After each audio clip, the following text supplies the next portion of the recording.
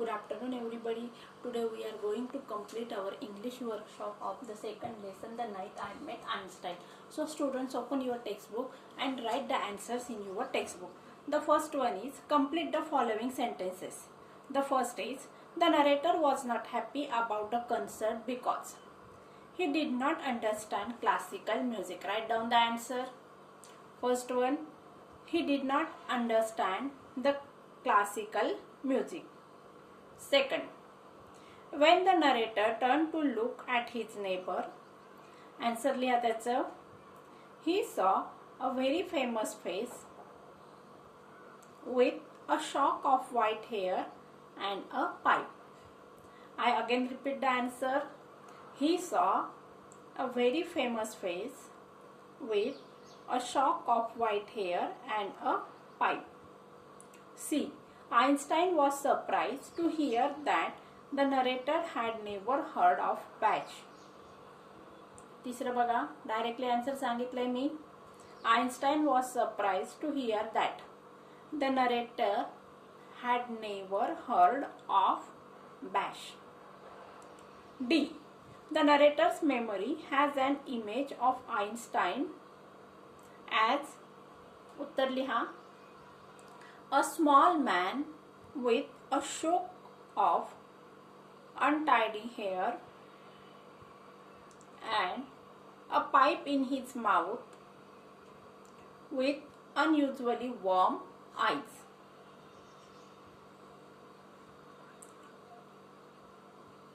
E. The greatest act towards human beings is opening up, शेवटचं वाक्य बघा आपल्या लेसनचं, opening up the frontiers of beauty. दुसरा प्रश्न आहे बघा, who said to whom, कोणी कोणास म्हटलं. स्टेटमेंट आहे पहिलं, we are going to listen to a very good pianist. लिहा तिथं the hostess. कोणी म्हटलं, who च्या ठिकाणी लिहा hostess. To whom, the guest. Effect on the listeners, everyone was happy except the narrator. Everyone was happy except the narrator. Second statement आहे बघा, I do not know anything about Bach. कोणी म्हटलं आहे, नरेटरने. कोणाला, Einstein यांना. मग याचा effect काय झालेला, आइन्स्टाईन वॉज व्हेरी सरप्राइज. तिसरं स्टेटमेंट आहे बघा, you are not a tone deaf. कोणी म्हटलंय, आइन्स्टाईन यांनी. कोणाला, नरेटर याला. इफेक्ट काय झाला नरेटर यांच्यावर, did not believe it. Did not believe it. शेवटचं स्टेटमेंट आहे, just allow yourself to listen, that's all there is to it. कोणी सांगितलं हे वाक्य, आइन्स्टाईन यांनी. कोणाला, नरेटर यांना. लिहा effect, narrator could appreciate the music of Bach. Narrator could appreciate the music of Bach. List the words from the story. तिसरा प्रश्न आहे बघा, रिलेटेड टू म्युझिक. म्युझिकशी संबंधित शब्द लिहायचे आहेत. लिहा पटपट. Concert, pianist, classical music, tone deaf, bash, gramophone, tune, song, Bing Crosby, sing. परत एकदा रिपीट करते. Concert, pianist, classical music, tone deaf, bash, gramophone, tune, song, Bing Crosby आणि सिंग. चौथा प्रश्न आहे बघा, rewrite the following sentences inserting the appropriate phrases in their proper form. आपल्याला काही फ्रेजेस दिलेले आहेत, त्या काळानुसार आपल्याला काय करायच्या, त्या वाक्यांमध्ये वापरायच्या आहेत, सेंटेन्सेस मध्ये यूज करायच्या. पहिलं सेंटेन्स आहे बघा, he dash dash bed and dash dash the living room to see if the door was close.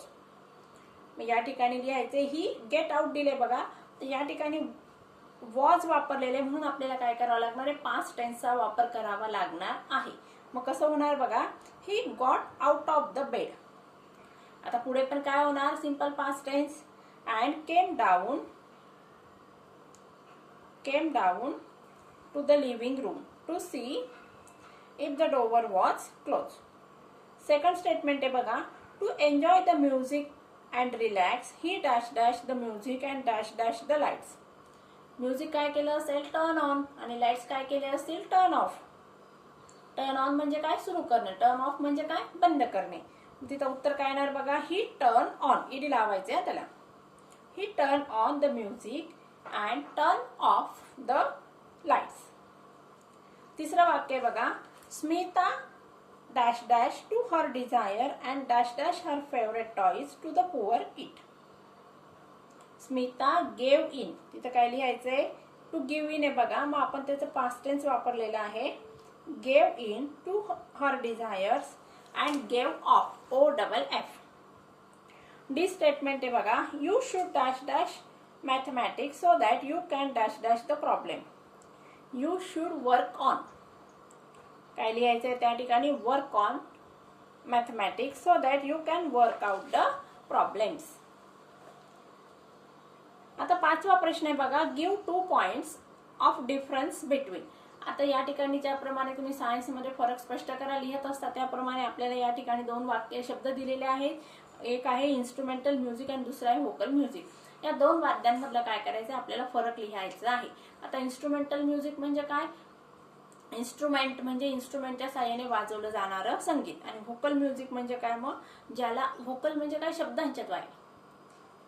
बघा मग इन्स्ट्रुमेंटल म्युझिकच्या ठिकाणी लिहा नो लिरिक्स, कुठल्याही प्रकारचा त्या ठिकाणी शब्दांचा वापर केला जात नसतो. इन्स्ट्रुमेंटल म्युझिक मध्ये तबला असतं, पियानो असतं, सितार असतं, त्या ठिकाणी शब्द असतात का, नाही, फक्त इन्स्ट्रुमेंट वाजवलं जात असतं. मग त्या ठिकाणी लिरिक्स असतात का, नाही. मग व्होकल म्युझिक मध्ये लिहा हॅज वर्ड्स. इन्स्ट्रुमेंटल म्युझिक मध्ये लिहा मोर integrate notes played with instruments. More intricate notes played with instruments. इकडे लिहा व्होकल म्युझिक मध्ये musical notes are created by voice. Musical notes are created by voice. त्यातला दुसरा एक चार्ट आहे बघा, काय चार्ट आहे बघा दुसरा, त्या ठिकाणी बी दिले, त्या ठिकाणी लाईट म्युझिक, क्लासिकल म्युझिक आणि फोक म्युझिक. म्युझिकचे 3 प्रकार दिलेले आहेत. त्यातलं पहिलं आहे लाईट म्युझिक, दुसरं आहे क्लासिकल म्युझिक आणि तिसरं आहे फोक म्युझिक. मग या तिघांमधला फरक आपल्याला लिहायचा आहे. तर लाईट म्युझिक म्हणजे काय, light orchestral music. Light music म्हणजे काय, लाईट ऑर्केस्ट्रल म्युझिक. मग या ठिकाणी रिलॅक्सिंग, स्मूथ, पीसफुल म्युझिक. कसं असतं ते, रिलॅक्सिंग असतं, पीसफुल असतं. आता क्लासिकल म्युझिक म्हणजे काय, art music rooted in the tradition based on the pure musical modes. आता क्लासिकल म्युझिक मध्ये पियानोचा वापर असतो, बासरी असते, तबला असतो. आणि फोक म्युझिक म्हणजे काय, मग ट्रॅडिशनल वाद्य की जे परंपरेनुसार एक गाणं दुसऱ्या पिढीपर्यंत काय केलं असतं, पुढे पाठवलं जात असतं. आता 6वा प्रश्न आहे बघा, prepare a word list of occupations in alphabetical order. आता अल्फाबेटिकल ऑर्डर मध्ये तुम्हाला लिहायचं आहे ते एक मी सांगते, लिहून घ्या पटकन. ए पासून ऍक्टर, बी पासून बँकर, सी पासून कारपेंटर, डी पासून डॉक्टर, ई पासून इंजिनियर, एफ पासून फायरमॅन, जी पासून गार्डनर, एच पासून हेअर स्टायलिस्ट, आय पासून इन्स्पेक्टर, जे पासून जॉकी, रेडिओ जॉकी माहिती ना. नंतर जे, एल पासून लाईफ गार्ड, एम पासून मॅसॉन, एन पासून नर्स, पी पासून ऑप्टिशियन्स.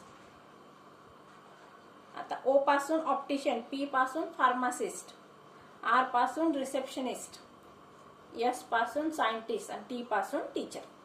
परत एकदा सांगते, actor, banker, carpenter, doctor, engineer, fireman, gardener, hair stylist, inspector, jockey, lifeguard, mason, nurse, optician and pharmacist, receptionist, scientist and teacher. आता इनडायरेक्ट स्पीच करायचे बघा विद्यार्थ्यांना. आपण डायरेक्ट इनडायरेक्ट स्पीच कसं करायचं हे शिकलेलो आहोत. या ठिकाणी काही एक्झाम्पल्स आहेत, आपल्याला कसं करायचं ते आपण बघूया. Rewrite the following sentences in indirect narration. You are not tone deaf, he said to me. आता said to असेल तर काय करायचं, ask वापरायचं असतं. मग काय होणार, he asked me that I was not tone deaf. He asked me किंवा he told me. He told me काय ना सॉरी ask me नाही येणार. He told me that I was not a tone deaf. Could you have second वाक्य बघा. Could you have done it? said Einstein. आता या ठिकाणी प्रश्नार्थक वाक्य आहे. आता वरच्या पहिल्या फॉर्मने विचारलेलं आहे. मग या ठिकाणी काय करायचंय आस्क किंवा वेदरचा वापर करायचा आहे. आता बघा आइन्स्टाईन आस्क इफ किंवा वेदर तुम्ही वापरू शकतात. इफ किंवा whether. Einstein ask if I could have done it. Sing that back. He ordered me. आज्ञार्थी वाक्य आहे. मी या ठिकाणी कसं लिहायचंय बघा. He ordered me to sing that back. आज्ञार्थी वाक्याला काय करत असतो आपण फक्त टू लावत असतो. He ordered me to sing that back. He said what kind of music do you like. आता परत प्रश्नार्थक वाक्य आहे. व्हॉटने प्रश्न विचारलेला आहे. मग या ठिकाणी आपल्याला काय करायचंय बघा. व्हॉट हा जशाला तसं घ्यायचा. WH वर्ड आपल्याला कंटिन्यू घ्यायचा असतो इनडायरेक्ट स्पीच करताना. उत्तर कसं येणार मग. He ask me what kind of music I like. ED करायचं. पुढचं बघा. I am sorry doctor Einstein she said. She apologise to doctor Einstein. काय होणार त्याचं उत्तर. She apologise to doctor Einstein. आठवा प्रश्न आहे बघा विद्यार्थ्यांनो. Degree of comparison. Positive, comparative, superlative 3 degree आहेत तुम्हाला माहितीच आहे. आता या ठिकाणी काय करायचं. Insert the appropriate expression choosing from those given after each sentence for the positive degree. आता पॉझिटिव्ह डिग्री करण्यासाठी अप्रोप्रिएट काय करायचे आपल्याला ऍडजेक्टिव्हचा वापर करायचा आहे. I am not dash dash my friend. Taller than, more taller, just as tall as. आता पॉझिटिव्ह डिग्रीमध्ये ऍडजेक्टिव्ह त्याच्या बेस फॉर्म मध्ये असतो आणि ॲज चा वापर केलेला असतो. मग या ठिकाणी काय लिहायचंय. Just as tall as. समजलं. पॉझिटिव्ह डिग्रीमध्ये ऍडजेक्टिव्ह त्याच्या बेस फॉर्म मध्ये असतो आणि ॲज या शब्दांचा वापर केलेला असतो. They are dash dash as neighbours. As helpful as. तिसरं. No other desert in America is nearly so big as. So big किंवा सो ॲज किंवा ॲज या शब्दांचा वापर केलेला असतो. मग आता चौथ्या ह्याच्यात पण काय येणार. Exactly as huge as. आणि पाचवं. At least as tasty as. As tasty as. आता पुढचं आहे बघा. Change the degree of comparison. आता हे वाक्य तुम्ही सोडवले तर जास्त बेटर होणार कारण आपण डिग्री हे चॅप्टर कंप्लीट केलेलं आहे. त्यामध्ये तुम्हाला कसं सोडवायचं मी समजावून सांगितलेलं आहे. आता पहिलं वाक्य बघा. No one in the class is as brilliant as Tanvi. वाक्य बघा ॲज वापरलेलं आहे आणि या ठिकाणी मग कुठलं डिग्री आहे. पॉझिटिव्ह डिग्री आहे. मग याचं कशाला करायला सांगितलं आपल्याला. चेंज आपल्याला सुपरलेटिव्ह डिग्रीमध्ये. सुपरलेटिव्ह डिग्रीमध्ये द हे आर्टिकल असतं आणि ऍडजेक्टिव्हला काय लागलं असतं. EST लागलेलं असतं किंवा मोस्ट हा शब्द लागलेला असतो. आता ब्रिलियंट हे काय ऍडजेक्टिव्ह आहे. तर या ठिकाणी ब्रिलियंटर आणि ब्रिलियंटेस्ट असं होईल का. नाही. तर ब्रिलियंट हे ऍडजेक्टिव्ह 2 सिलेबल लेटर आहे. त्यामुळे या ठिकाणी मोर आणि मोस्टचा वापर होणार आहे. मग आता वाक्य आपल्याला कशात करायचं. सुपरलेटिव्ह डिग्रीमध्ये. मग या ठिकाणी काय लागणार आहे. द आणि मोस्ट लागणार आहे.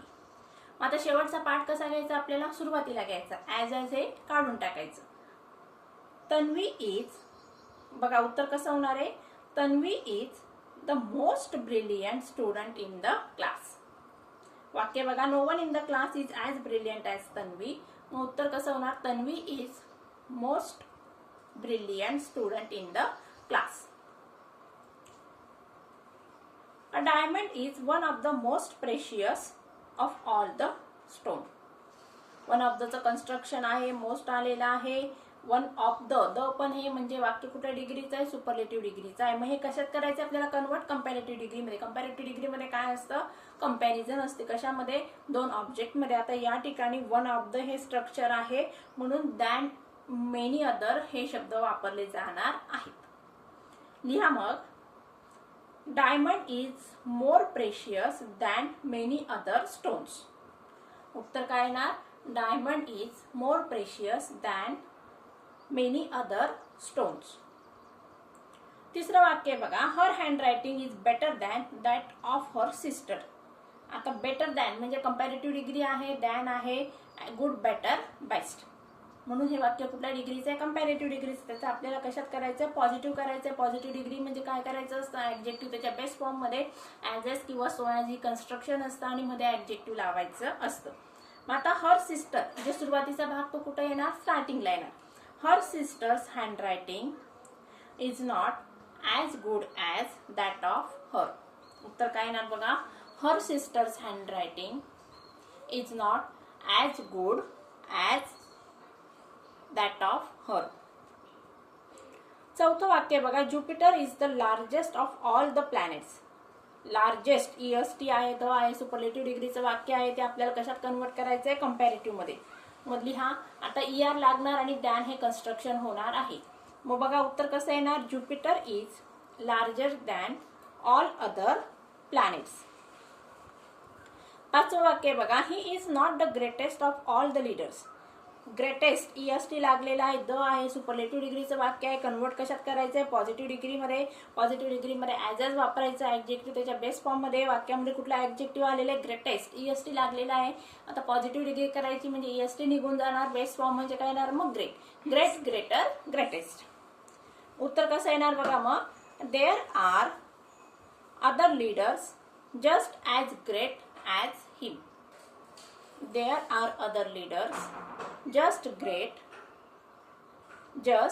as great as him. सहावं आणि शेवटचं वाक्य, This painting is better than many other painting in this palace. Better than, than हे आणि एनी अदरचं स्ट्रक्चर आहे म्हणजे कंपॅरेटिव्ह डिग्रीचं वाक्य. आता कशात कन्वर्ट करायचं आहे? सुपरलेटिव्ह डिग्रीमध्ये. मग आता बेटर आहे, गुड, बेटर, बेस्ट. सुपरलेटिव्ह म्हणजे गुड, बेटर, बेस्ट. मग बेस्ट हे आपल्याला ऍडजेक्टिव्ह वापरावं लागणार आहे. This is the best of all paintings in the palace. काय होणार आहे बघा? This is the best of all the paintings in the palace. Prepare a word chain. Word chain complete करायची आहे. हे तुम्ही स्वतः करायचं आहे. अतिशय सोपा प्रश्न आहे. आता पुढचं आहे बघा 10वा, pick out the words that refer to the following. A musical performance in the public. त्याला काय म्हणायचं? कन्सर्ट. लिहा CONCERT. A lady who invites and looks after guest, hostess. तिसरं, a device used to play recorded music, gramophone. One who is poor to despairing musical notes. त्याला काय म्हणायचं मग? tone deaf. Boundaries or limits to a field, frontiers. त्याचं काय येतं? फ्रॉन्टियर्स. बघा आता विद्यार्थ्यांना 11वा जो प्रश्न आहे तो तुम्ही स्वतः कंप्लीट करायचा आहे आणि नंतर जे काय आहे ते वर्कशॉप ते आपल्याला काय करायचं? रायटिंग स्किलमध्ये त्याचा समावेश होत असतो. त्याच्यामुळे उरलेला जो पार्ट आहे लेसनचा तो तुम्ही स्वतः कंप्लीट करायचा आहे. अशा प्रकारे बघा विद्यार्थ्यांना मी तुमचं इंग्लिश वर्कशॉप या लेसनचं कंप्लीट करून घेतलेलं आहे. आता या ठिकाणी तुम्ही हे जे सगळे उत्तर आहेत तुमच्या वहीमध्ये लिहून काढायचे आहेत आणि येणाऱ्या नेक्स्ट लेक्चरमध्ये आपल्याला काय करायचं? नेक्स्ट लेसन सुरू करायचं आहे.